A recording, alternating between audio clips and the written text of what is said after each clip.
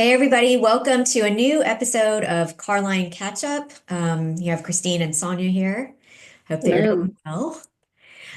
So today's topic is going to be embracing the mature workforce. And this is how we got curious about it. Our question is, how much do we really know? How much do we not know about the work that was done by the people who have come before us, the people who have had the job before us, the people who put food on our tables, who came before us, and the ones before that.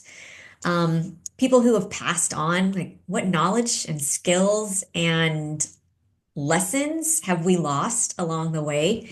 And this really came up when Christine and I were catching up on holidays not too long ago, talking about sitting around the table and um, having conversations with our parents and thinking about what they did and then asking them, well, what did our grandparents do? And what did their grandparents do? And we're just not in a society anymore where you have a family business and you carry it on. And so if your great great grandfather was a farmer, you're still a farmer and you've inherited that business and you've chosen to keep that in the family. That's not very common anymore. And so Christine and I were sharing stories about how much pulling we've had to do to find out what the skill sets were of the people we were related to, what they did day to day, and how it went. So um, I have a soft spot for older people because I had a grandmother who I spent a lot of time with and helped raise me.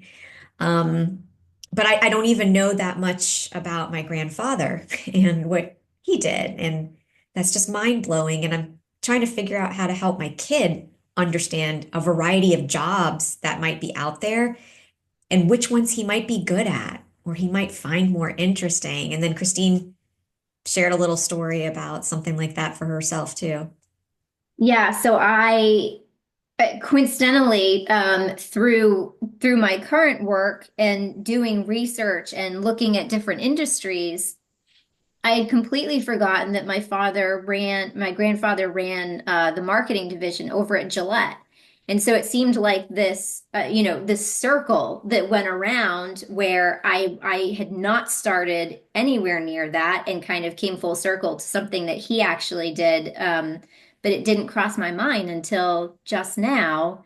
And so, to Sonia's point, I started thinking about, as a society, how are we treating people that have maybe aged out of industry or business, or that are entering retirement age? And what are other species or animals doing in that scenario? Which is kind of a cool question to ask. So, what does the animal kingdom do with um, family members or pack members or pride members who have kind of aged out? And so I looked into this a little bit. There was a study that I came across, an animal ecologist at the University of Minnesota and another person at University of Houston.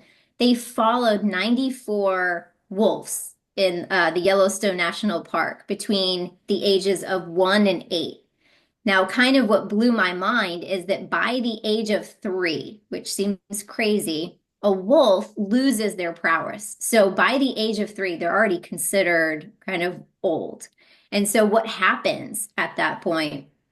And what they found were these older wolves were relied on to watch the young of the pack while the age 1, 2 go out and hunt. They were also placed in charge of teaching hunting to some of the younger cubs. And so they're still learning, they're still teaching. We know that in other animal species like elephants, they have matriarchs, and those matriarchs are the ones that teach all the younger. And when one passes away, they have, a grief circle basically. And so there's this really high treatment of elder animals in the animal kingdom. And so after I kind of looked into that and had a little bit of fun, then I looked up the real numbers of what's going on with our species. And so what I found was the US Bureau of Labor Statistics by 2033, says that about one in four American workers will be 55 or older. I just kind of want to like repeat that. By 2033, one in four American workers will be 55 or older. So in 2003, that number was just over 15%. And then um, it shows that about 900,000 Americans over 75 years of age were part of the labor force in 2023, which is huge. That number today is nearly 2 million. By 2033, it's expected to exceed 3.5 million. So there's this workforce that is getting older, where more people of that retirement age are staying in the workforce. Now, there's certain industries that they're staying in, and those industries are ones that are not heavily influenced by new technology. So when you think about that, they're staying in trades where the methods that they've learned over the years are still in use and still current. Um, and I know, Sonia, you looked into kind of what the population looks like as well. Yeah, so this came about for me because I have a lot of elderly people in my life and I just adore them. From my mom and my aunt who have been retired for a while and then have come out of retirement and then have volunteered to do the work that they used to get paid for nonprofits or companies or businesses or friends who are struggling. I've watched them do that. And then if I go work out at the local Y, everybody in my class is a retiree who's choosing to fill up their time. There's a lot of people at my Y who go to three classes back to back. Like their life is taking care of and enjoying being healthy in a way that they never had time to do since they were kids. And I just think it's really cool that some people are choosing to like invest in their leisure time. Other people want to keep working for as long as possible to feel relevant and valued, and that keeps their mind going. And when their minds are going, their bodies are going. So they don't want to do three classes back to back. They want to stay employed because that keeps them ambulatory and well regulated. And, just that's amazing. And then people shouldn't have to choose one or the other. There should be some options in between. So, yeah, I looked up the first thing I saw was an article about how retirees enjoy their time, which seeing my mom and aunt, I can attest to. That they enjoy 7 hours of leisure time per day, that they focus on sleep and personal care for about 10 hours um, daily, 75 and older spending the most time. And then a lot of retirees do continue working part-time, an average of 1 to 2 hours a day, paid work or income generating.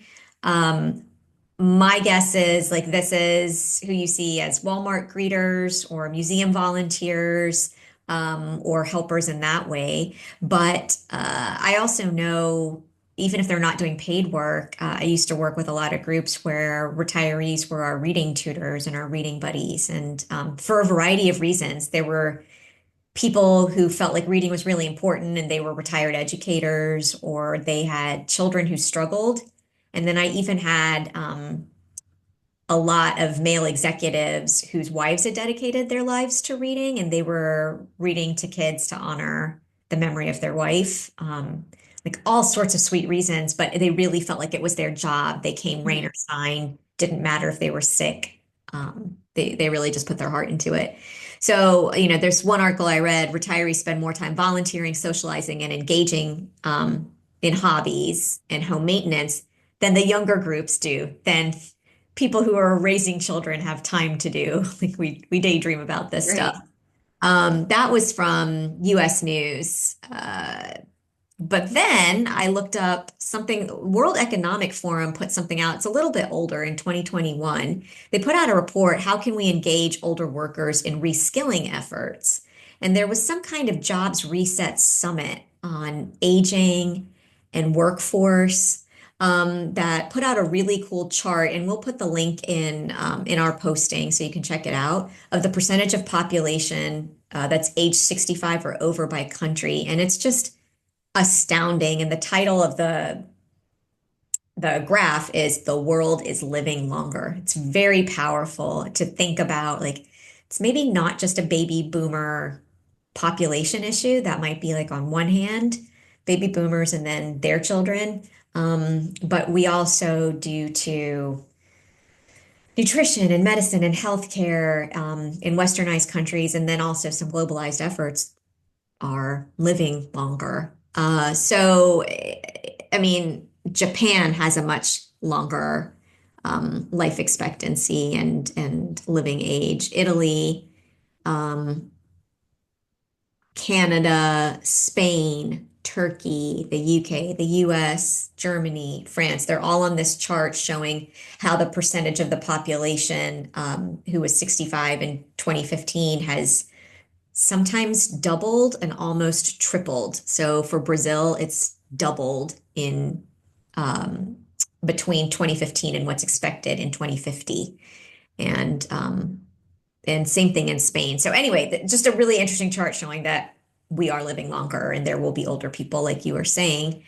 And so then I continue to kind of read down, well, what do we need to do about it? What can we do about it? And I personally love being trained and coached.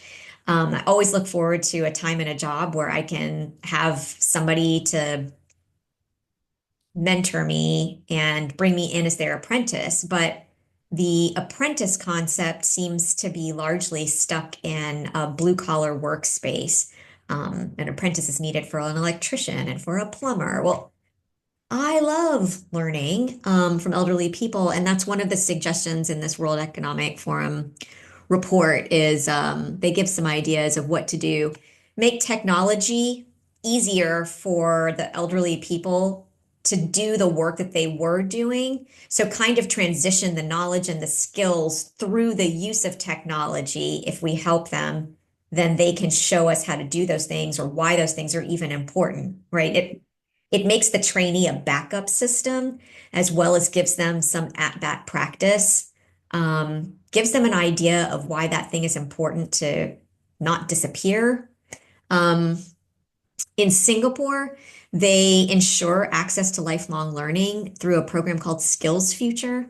And they give and Singapore's famous for mandating things across all residents. So they're giving learning credits no matter what your age is, so that if you're of a college age, you apply it to college. If you're not of a college age, you apply it to whatever you want to learn and grow in. Everybody's got to learn and grow. It's not just saved for the young.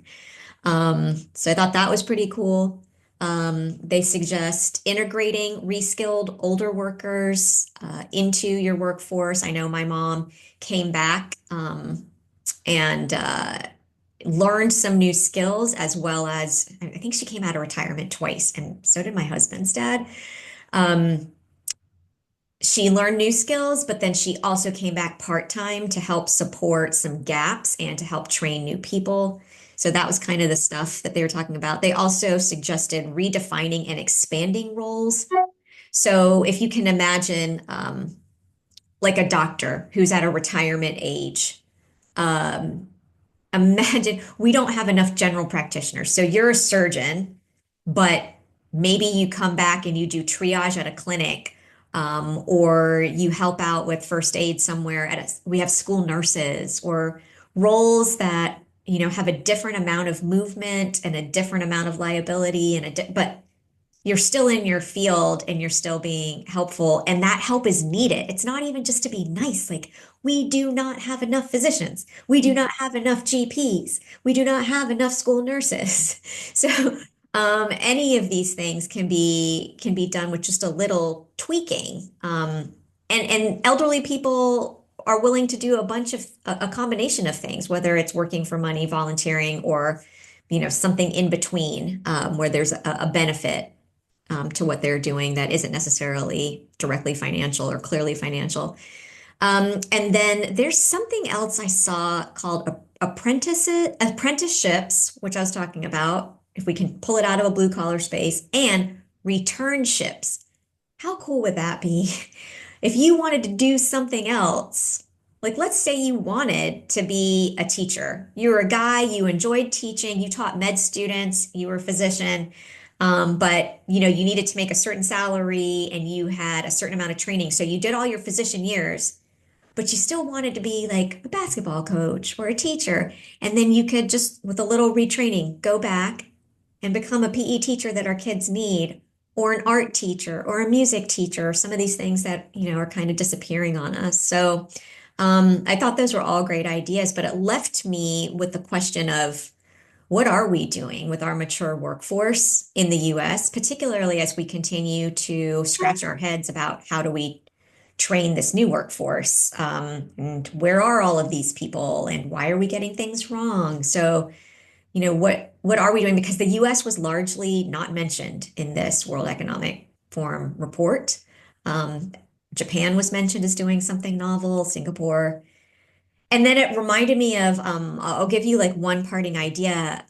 What can we do with a mature workforce? I actually worked with Bank of America started a program here in Charlotte, if I'm correct. It was called Executive on Loan. I think now as they've expanded it, it's called Leader on Loan. But the first few people were executives in HR departments or finance or strategy. Um, and Bank of America would deploy them for a year at a time or so to be able to help a community-based organization in the communities where, they're headquartered here in Charlotte. So they would put somebody on loan to a nonprofit that needed a specific skill set. They loaned somebody to the school system HR when the school system's HR department needed help. They put somebody in there who had 20 years of experience to be able to coach up and fill in some gaps and hopefully also hire and train the next person and onboard them. I mean, that would be that whole apprenticeship kind of idea. Um, and I think the people that I talked to who did it found it rewarding, refreshing. It was almost an apprenticeship or returnship or reskilling for them to leave the banking industry for a while and go and see how some other things worked and then be able to apply. How do I take an efficiency or an idea from one place to another? I mean, they're getting lifelong learning out of it too. So there are some things that can be done, but it definitely, I felt like you and I were left with, well, what are we doing in the US and what's actually needed and how can we fill those gaps? Because we talk about um, expanding our workforce and getting kids ready for work at a younger age, but what's happening at that older age when we're going to have so many people there? We don't want to drop off the face of the earth and lose all that knowledge. So, yeah, anything else you want to add? I think one of the questions that I was left with too is kind of a basic question. What percentage of this population that's staying in the workforce is staying in the workforce because they feel compelled to do so, because they still want to learn and teach, or they still have that passion for whatever industry they're in, versus what portion are still in the workforce because they have to be? And how are we training our young people to financially be more savvy so that maybe they don't have to be in the workforce as long? I think that was a question that I kept coming back to as well. Having kind of no high school or college classes that even taught how to balance, a checkbook, let alone how to financially set yourself up so that you can retire at the age that you want. So I kind of kept coming back to that as well. I think I'll add on a question to that. That makes me really curious. How are we preparing our young people to make a decision about what they might do for a large majority of their time Mhm. and then still give them time to explore, the second half of what they might want to try? What if it was too risky to go to clown college when they were young, but that was their passion? And then you should be able to earn the right to pursue that passion afterwards. Again, teaching, or maybe you did want to go into healthcare and now it's too late to train to be a doctor, but you could help out a school nurse and do an apprenticeship there or something like that. Mhm. Yeah, people shouldn't feel like they're waiting for their life to start or they're waiting for their career to end. Right. Yep. All right, folks, that's all we have for you today. Thanks for joining us, and we'll see you next time. Thank you. Take care.